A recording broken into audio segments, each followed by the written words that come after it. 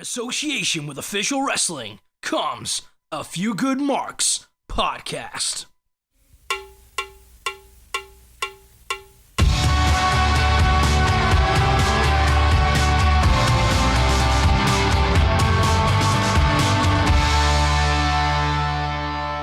And welcome to the last episode of FedWatch for the year. I am your host, as always, Kieran Moran, and I'm joined by our predictions champion, Croft. Hello. Pete. Hello. And Candy. Hello. Nobody else is able to join us at this moment in time. So our last FedWatch of the year, we will be talking about Clash of Champions just after this, but we're going to start by doing what we've sort of discussed about doing a lot more of, which is talking about WWE in general as a whole, talking about all the different things that have been going on. This is FedWatch after all, and we've only really been, as much as we've been watching the Fed pay-per-views, there's a lot more that goes on in WWE than just that. So I'm going to kick things off talking about Matt Hardy officially now being bro/woken. He's woken. He's broken. Take it or leave it for me. Really? Yeah, I find it really. Now it's, you know what, like when this whole thing first started in TNA, I was a bit like, what? And it grew on me. I think it's bloody funny. I like it, but I think WWE's execution of it so far has been, let's get Bray and Matt doing a spooky Skype call. That's really hard to say. Spooky Skype call. Yeah. Spooky Skype call, and laugh as much as you can because we need to fill 10 minutes. Like, that's not what I want. Have you seen the Friends video with Matt Hardy's laugh replacing the laugh track? I haven't, but I really want to. I think pretty sure Matt Hardy retweeted it as well. Wasn't there a section on Raw where it was just them laughing for almost 2 minutes? Yeah. Pretty much. I think so. Have you seen on WWE's official YouTube page, they've posted a video, Matt Hardy laughing for 10 hours? Oh, yeah. Well, there's nothing like WWE trolling themselves. Actually transcended into shitpost level. Oh, God. But yeah, there's that. I'd be more excited if he wasn't with Bray Wyatt. Yeah, I think, not gonna lie, I'm excited to see what comes out of it promo wise, because I think Bray needs that. You know, he does bounce off people when he has somebody who's equally as good as giving promos. He bounces off them quite well. Whether Matt will give Bray a little bit of a rub off this, or whether it's going to be more focused on Matt. I reckon. I just hate Bray Wyatt's promos. I like him. No, They are you got the to same. understand.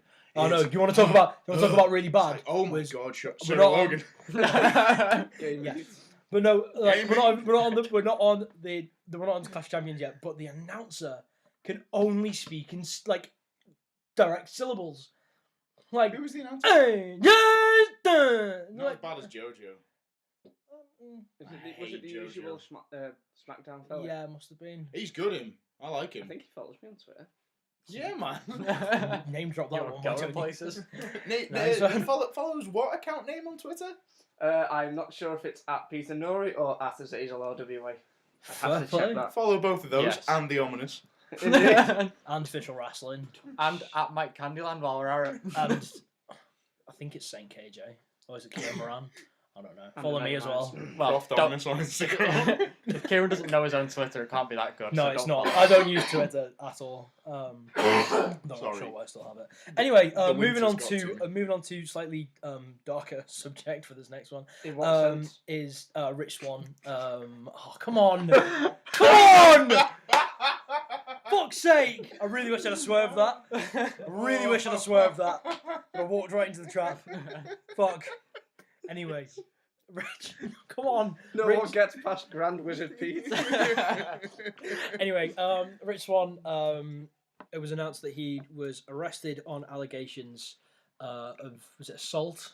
Assault and battery. Assault and battery. Not much to discuss on this Kidnapping. one. No, there's not. But it's just like, you know, this kind of like the new news section part of Yeah. the show, so we've kind of got to include it.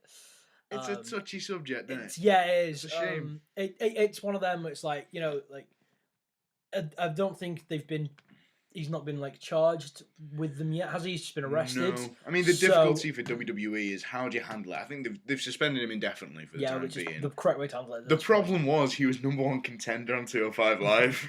Oh wow. So Yeah, that's the biggest of his problems right now, isn't it? Well, no, it's the biggest of WWE's problems right now. Is how do you handle it? Cedric Alexander has beaten Drew Gulak. Well, I thought you were just going to say, I just slide Cedric in there. No one will know the difference. It's pretty much what it It's is. just pretty much like, That's what other wrong. black guys do we have on the roster? Jesus Christ. It's like Yeah. Vince went, wait, Cedric Alexander wasn't number one contender. No, Rich Swann was. Oh, okay, now we'll put Cedric in. Move Kofi down to 205 Live. Yeah. Fuck yeah. Right, moving on. Paige is back. Yay. Yay! Wow. And the NXT call-ups as well, alongside her. Me and Croft talked a little bit about this on recent developments, which is coming out next week. But yeah, have either of you two got anything to add on the NXT call-ups? No. I feel like with the whole female Solid. stable thing, it's like SmackDown copying Raw's homework and not making it look obvious. Yeah.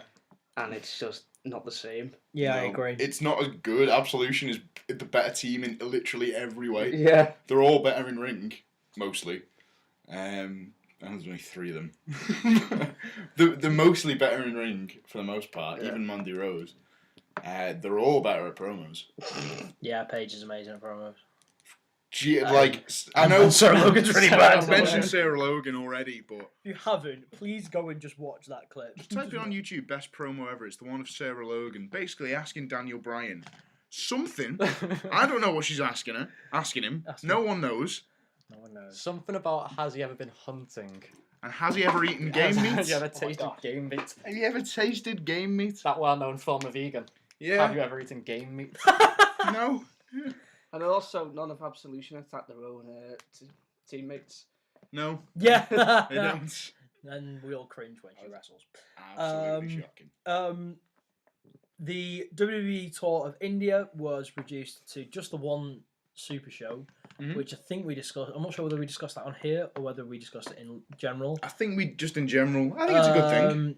I think, yeah, but I think it proved that the tour as a whole wasn't working out like they planned it to. When you think that India's got a really big population and you are bringing that all down just to the one big show, yes, one big show is better than dragging it out over, well, in some senses, but it does also mean that they were going to lose money. Speaking of which, main event, Triple H beat Jinder Mahal in the main event. Like at the end of the day, Golden Shovel! it's not even that. I don't think. Like they were in India, weren't they? Like, Jinder Mahal experiment is not working in No, India. it's not. They still love Triple H more than Jinder over there. Well, that's what it was. I'm really sorry. This cough is taken out of me. I think I heard that they cut it down to one show because they just didn't sell out the 2 shows. Because apparently the ticket prices were ridiculously high when you're in one of the countries with the biggest poverty population in the world. And you're selling tickets like 50 quid a pop. It's it's not really. A lot of rupees. That is. Did you see his explanation about why he went over Jinder? Something about like trying to get people to respect Jinder first. Yeah, understandable. Before that, but then it's like Understandable, okay, but why didn't you do that in the first place? Would they not respect him more if you just beat Triple H clean in India? yeah. In India, his homeland, in Well, front of his people. Exactly. Definitely not Canadian. Also announced is the mixed match challenge. I like this. Yeah, I think it's pretty unique. Nothing really like it's been done before. It'd be interesting to see what they do spots wise because there's not really like anytime you ever watch a mixed tag team match, there's only so many spots you can go through. So it'd be interesting to see what new inventive things they come up with. Yeah. And also, so have they announced any of the teams yet? Not as of yet, I as far as I know. don't think so. Becky Lynch put out a thing on Twitter asking if Sami Zayn would like to be her partner. Interesting. Finn Balor also put on Twitter begging for Bayley to be his partner, which I thought was really Oh, nice. that's nice. And I think they've done Nia Jax and Braun Strowman tears as well. Holy shit! Who's beating Nia Jackson? Exactly. That's amazing. 205 Live announced that they were having their first ever tour. And then... Sorry, I'm still in shock. Nia Jackson, Braun Strowman. Yeah, that's been teased. Oh my god, no one's beating that team. Jesus, that's like You may as well just hand them the trophy. It's like getting a JCB to knock down a Jenga tower. No Leave need. one of them giant Jenga blocks. No, How is that? There's just just the little ones. just the regular size. The small ones, you got a Kit Kat Easter Yeah. egg. Oh Christ. Oh. Anyway, 205 Live announced that they're having their first ever tour. Can't wait. Just the superstars of 205 Live. Can't wait. Until I love empty arena matches. until they announced that Matt Hardy would be facing Bray Wyatt on the tour. So it's not a 205 Live tour. It's mostly cruiserweights with this main angle you're also trying to push. It's a joke. It's a 205 Live tour with a former cruiserweight who's now old and definitely more than 205 pounds and a fat bastard. It's not the best selling point for your cruiserweights, is it? Oh, I Especially didn't know about that. if they're the main event. Yeah. Like 205 Live. oh, but you they're not know main they evented. will though, and you Yeah. know they will. It's not going to be Enzo Amore, is it? No. Our last 3 points are all from last really night's strong, is it? Raw, which is for the first time in history there will be a women's Royal Rumble match with 20 participants. Thoughts? Can't wait for Ronda Rousey. She's not winning it. She will. No, she won't. They're setting up the 4 Horsewomen thingy at Mania, aren't they? Nope. They're setting up I Ronda don't Rousey know. to beat Asuka. I'm being optimistic about it. I'm looking forward to it. I think it's going to be a very good match. Yeah. Very, very much looking forward to it. I reckon, genuinely, what I hope happens is Asuka wins Uh-huh. and goes on to beat Alexa at Mania. Yeah. Or Sasha, whoever's the champion at the time. I hope it's one of them. I reckon she'll have a good match with either of them. Or, what's more likely is Ronda Rousey's going to eliminate Asuka. I mean, that would trigger me so hard. Wouldn't it just? But how would you get her over as the biggest heel overnight? Yeah, true that. Would you have to say heel? Asuka? I reckon so. Really? Yeah. Okay. The UFC crowd absolutely hates Ronda Rousey. The rest of the world at this point pretty much hates Ronda Rousey. They see her as a washed-up has-been. She's come to WWE because she's got nowhere else to go. Let's be honest. It's where she's going to make some money. And fair play to her. Like, you know, most people in her position would do the same thing, but she can't expect to walk in and not be hated. I think having her as a heel is the best move, especially because they've seen how it worked for Batista in 2014. True. I You guess can't it's like, bring them back as a face. like Kurt Angle as well, debuting. Olympic hero. But you make him a heel, don't you? Boom. And it worked. Fair play. The Revival are back. Woo. Joy of joys. Good to see them back. Good stuff.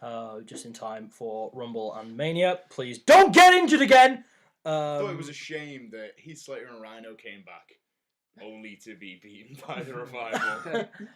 Bit of a shame, but it's nice to see them all back. Absolutely. And Hideo Itami made his main roster debut. Woo. Not on 205 Live, despite being advertised on there for the past 3 weeks. Really? Yeah, they Not said to- big thing, Hideo Itami coming to 205 Live. Oh, it might And he be. just comes out with Maybe Finn he's Balor just- anyway. Maybe just going on tour with them. Yeah. Possibly. Going on tour with the lads. That is Hardy that. and Bray Wyatt. I think it's Enzo versus Hideo Itami is the plan for the 205 Live tour. Oh, really? Well, that's your number one contender then, isn't it? It's not though, because Cedric Alexander's already won it. Oh, right. Also, Well, be Matt your Hardy dropped next, a few pounds. your next number one contender then. They're probably going to trial Itami's reaction on the tour. See what happens. Yeah. Yeah, maybe. So, we come to the business end of Clash of Champions. Aye, aye. Before we get on to the results, it's time to talk about our predictions. It was a very close one Really for Clash was. of Champions. Croft's first title defense since Survivor Series didn't really go well, did it? I came bloody well close. So it was very close, but myself and Candy are the new champions with 6 correct predictions. Everybody else got 5. Why did I pick Jinder Mahal? Why did you pick Jinder Mahal? I thought the building it up as like, oh, she's gonna win and all this, and then they're gonna swear us and Jinder's gonna win. I thought you were doing it as like trolling yourself, mate. No, I genuinely Why thought. did you do that? I don't know. I just thought You Jinder just might wish win. you're such a Jinder mark. It was a Title. I barely even like him anymore. So me and Candy, the first 2-time champions to hold the belt.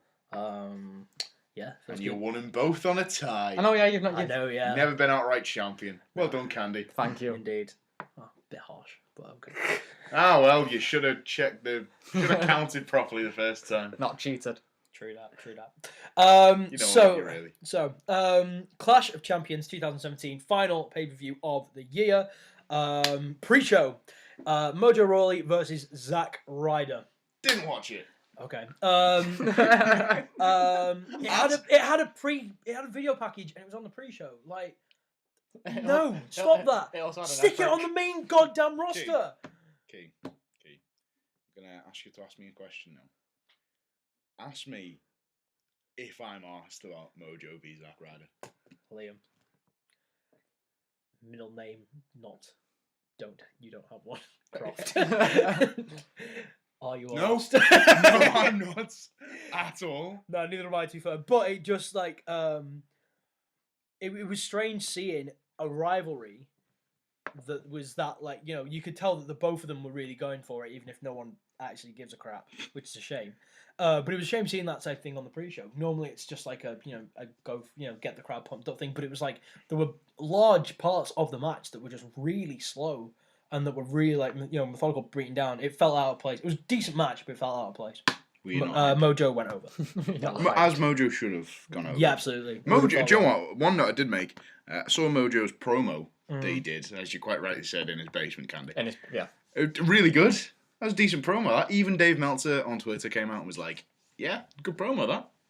Mm-hmm. But the thing is, it's a good promo, but that's because he did it himself. He had absolutely no input from WWE. So when he was allowed to talk and do his own thing, that's when he gets over more. No, absolutely. It's the same kind of thing with, like, Miz and Corbin when the build up to Survivor Series.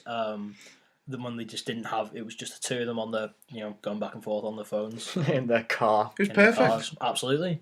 They need to do it more often. Yep. Now on to the main show. The first match was for the United States title. It was Baron Corbin defending against Bobby Roode and Dolph Ziggler. They got rid of Baron Corbin early on in the match, which I thought was really good, made him feel like a proper threat. The match itself was really good. Great match. Match of the night for me. Great finish. Really liked Corbin going for the end of days and then Ziggler reversing that into a zigzag.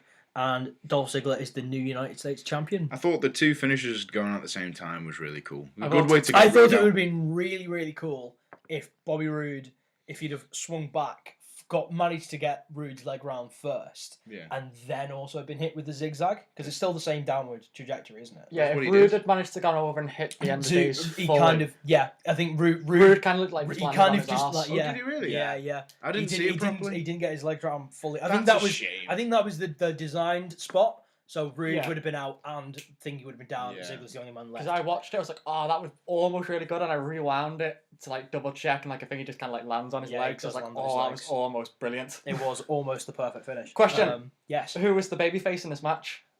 Meant to be Roode. Meant to be Roode. Is he actually a face, or is he just? Yeah, no, he is. Has he just got an entrance music that people like to sing to, and that makes him a babyface? That was why people were like, if you watched NXT. If you only watched entrances in NXT, Bobby Roode is the only one where you didn't know if they were a face or a heel. Yeah, very true. Because he seemed like a face every time that entrance music hits, and now he is one, or he's supposed to be. But he can't work as a face. He's not a face. He's not a natural face. He is a heel through and through. I don't think coming of time where he's ever been face. No, he was the tiniest little bit with Austin Aries, but even then they were like anti. Their tag team was called the Dirty Heels. Was it? Yeah. All right. I think they did turn face. To be fair, I think we were just marking out because it was them. To be fair, I think they did turn face a bit later, but initially their run was as the Dirty Heels. Yeah. Anyway, a really good match. Dolph Ziggler. The right person won as well, I think. Yeah. I think it's the right move giving Ziggler a title.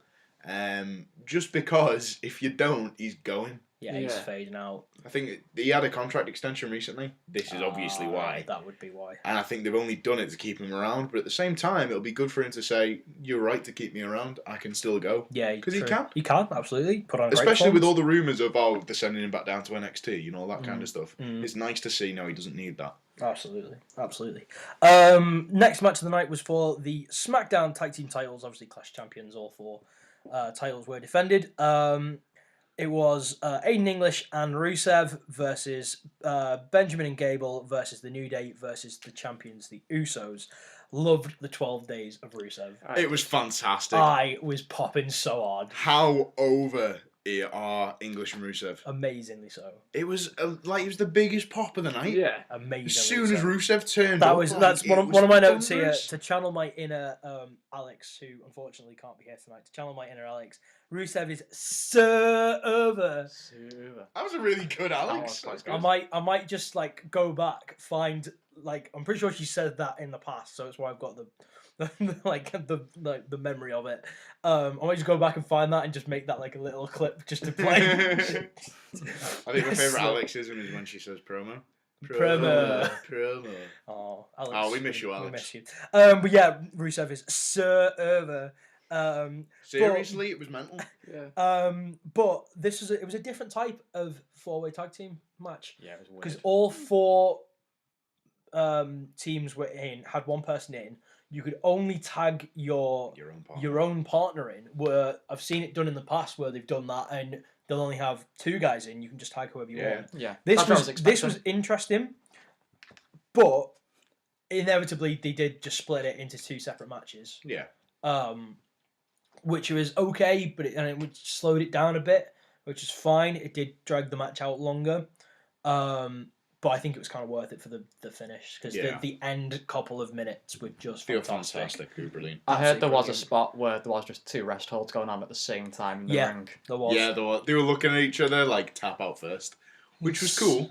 It was good. There was still like I can apply this hold, but I can apply this hold. But were there also 4 people on the side of the ring just going, no, because they were like knocked out. At that there point. was two of the others. No, do you know what? I'm controversial opinion. I like that spot because for me it was like they had them in holes. They were looking at each other like you can either let go and break this up, or you can keep that on and hope your guy taps out first before mine does. What are you gonna do?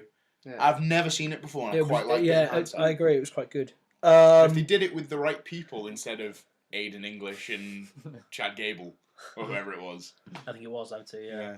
Also, something I had a little mark out for was Aiden English. I think it was you in the same spot, singing mid-hold. Yeah, what did he said something, didn't he? He just sang. He was like, oh, it's like, it's perfect. It was like, yes. Aiden English is quickly becoming one of my favourite people in wrestling. He's great. The Usos were dishing out super kicks left, right, and centre. Very good. That was cool. I loved the Big E and Jey Uso side by side spot where they kind of did the same sort of moves to the guys that were like at the same time. Yeah. Like Jey got his guy in the corner, splashed him. Big E did his his off the ropes big splash thing, and then both were like pinning them at the same time and then stirred up. And boss, it was really good. And Chad Gable has got some strength. My God, them roll through German suplex, but boss. I also have a note here that Gable has an amazing German suplex. Oh God. He's so fantastic. good. So good. It must be a thing. If you go to the Olympics, you're just an excellent German suplexer. Yeah. She must be. It's the first move you learn, like day 1 of Olympic school. German suplex. German right. suplex. Get this one out the way, boys. It was overall it was a really great match. Usos retained, rightly so. Yeah. I just wanted it to be Rusev Day.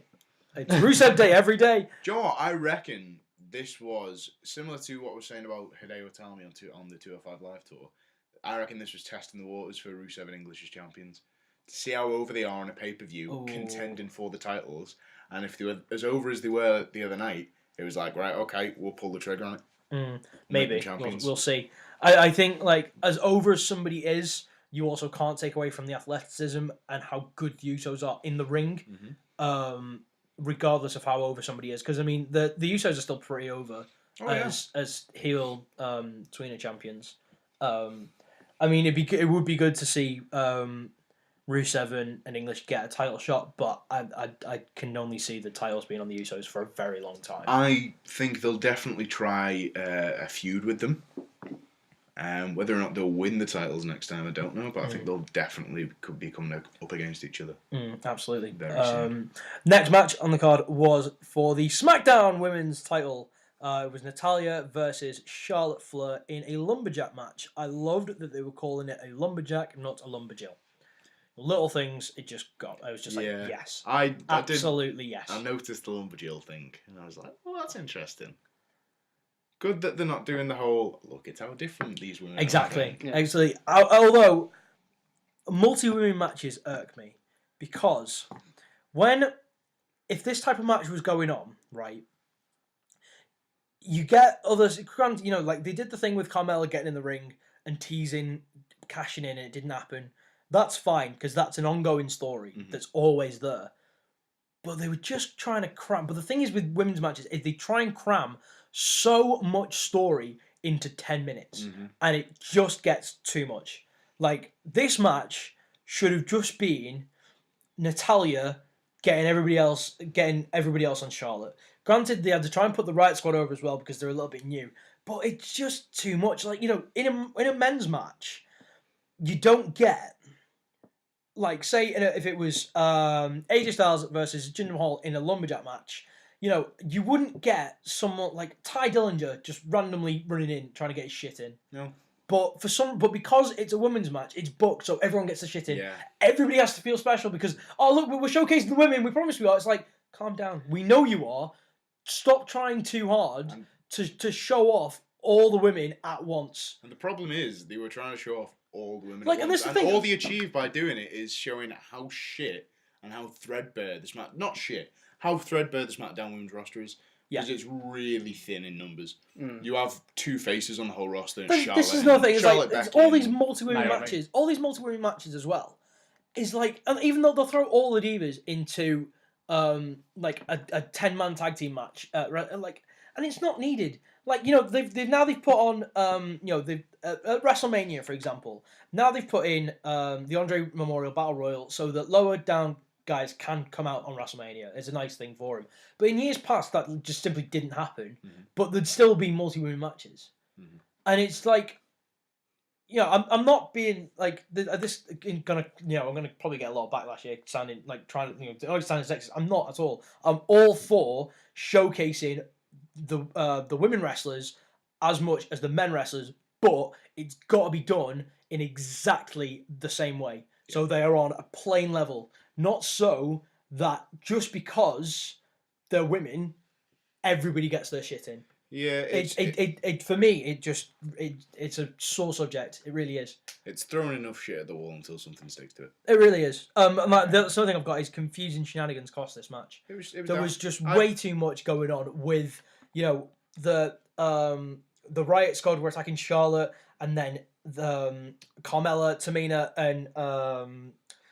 and Lana were attacking Charlotte, and then the next thing they're attacking the Riot Squad, and then Naomi got involved. She hadn't been involved before, and was she before? It's like, you know, like this match could easily have just been Natalya versus Charlotte, and then a different match for Naomi plus Tamina and Carmella against the Riot Squad as its entire separate tag team match. And that's what it should have been. I just don't think they had the time for that. No, they didn't have the time, but there was no need for that to be a lumberjack match. No, there wasn't. There wasn't. But they needed to do it because they just brought in a new faction. But don't even fire the rocket on them by putting them onto a pay-per-view straight away. Keep it, have that match, you know, plug like on the pay-per-view, plug the main event for SmackDown on Tuesday is going to be Naomi, Tamina, and Lana, not Lana, and Carmella against the Riot Squad. Let's see how they coexist tonight.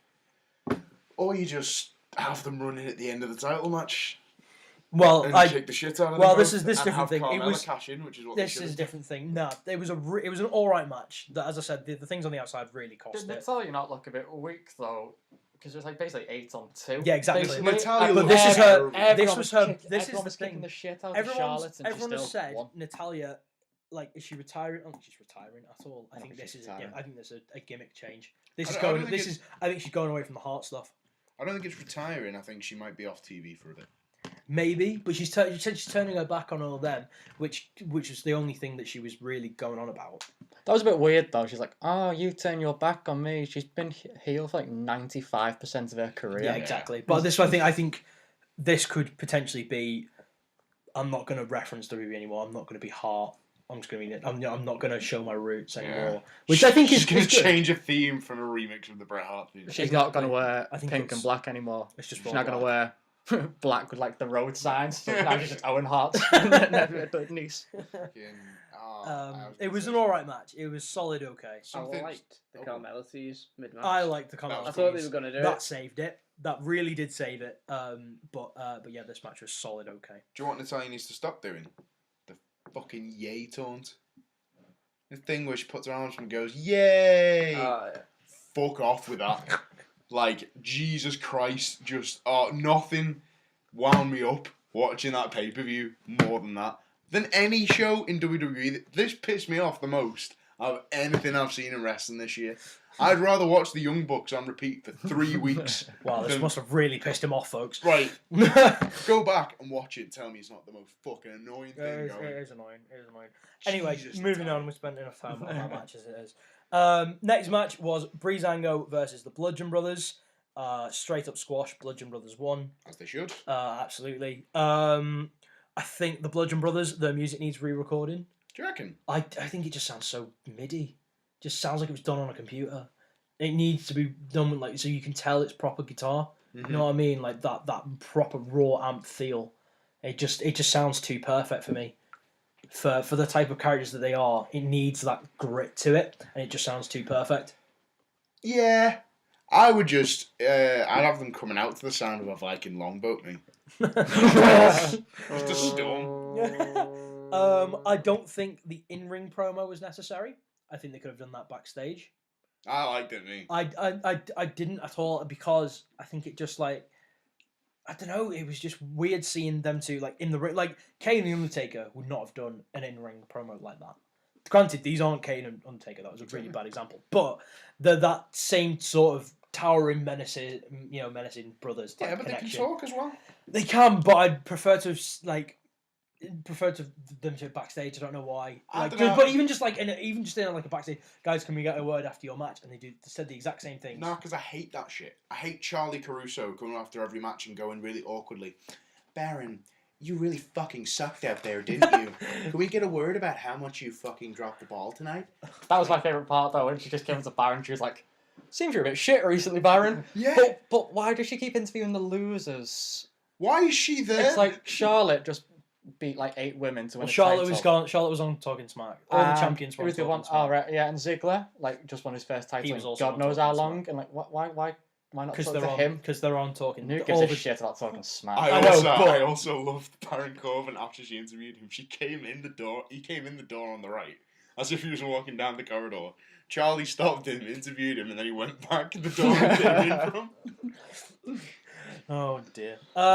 Anyway, the next match was another tag team match. It was Shinsuke Nakamura and Randy Orton against Sami Zayn and Kevin Owens with. Wasn't really though, was it? With what? It wasn't really a tag team match. It was more just the referee versus the referee. It was referee versus referee. Shane and Daniel Bryan were both special guest referees. My first note is you'd have thought they'd have sorted out the reffing situation before they came out. What do you mean? They'd have talked about it in the backstage area before they come out. So Yeah, right, Daniel, this both of us were refereeing this. This is what both of us. You count the pinfalls. I'll do the submissions. From a kayfabe perspective, yes, but at the same time, it really drove home how they disagreed. Yeah, I thought that was the whole very point true, of the match, that they weren't on the same thing. Very true. Randy has regrew his hair and he looks a lot younger. Oh, he looks weird though. He looks a lot younger. It's just essentially just an old version of 2004 Randy Orton. Shitting in handbags again. Who knows? Randy, if you are, give us a call and probably go and see someone about that. Shit in my handbag, Randy. Thank God you said bag at the end of that word. Is he? Yeah, shit in my hand. Is he still RKOing the Fabulous Moolah? I don't think so. If he brings back his golden shower for his entrance, I'm alright with that. Yeah, absolutely. I like the finish. I've literally only I like the finish of this match. It really it really moved the story along. Are we gonna get a Daniel Bryan heel turn? To me, Daniel Bryan was the face. Yeah, that's what I thought. It was a social injustice against Zayn and Owens, and this is what I thought. It's true. Absolutely, it was the weirdest. Was the clear heel. It was the weirdest role reversal going, and I'm not sure whether that's what they've done. If that was a double turn, but then you think, well, no, because Shane and Sami, because Kevin and Sami have been beating the crap out of Shane, and they have been doing the heel thing. But this was reversed. If anything, it was a weird one because normally, like, you'd expect to see the face go for the pinfall, and then the heel special guest go 1-2 and then hold. But it was a weird role reversal. It really was. I'm not entirely sure it worked. I'm just sick of the McMahons getting themselves involved in Well, everything. I can't be arsed with Shane. Their own company. I can't be arsed with Steph. Shane is not entertaining to watch. No, he does not have the charisma to back up how much he shoehorns himself into fucking everything. Mm-hmm. It's really winding me up now. Every time McMahon comes on screen, I'm like, will you just leave it to the talent that you've paid loads of money for? Mm. I know what you mean. It's that's and I've got. It's like when he was in Survivor Series this year. It's like he was in Survivor Series 16 years ago in the Invasion when he shouldn't have been. Yeah. He just has to involve himself. Have to involve himself.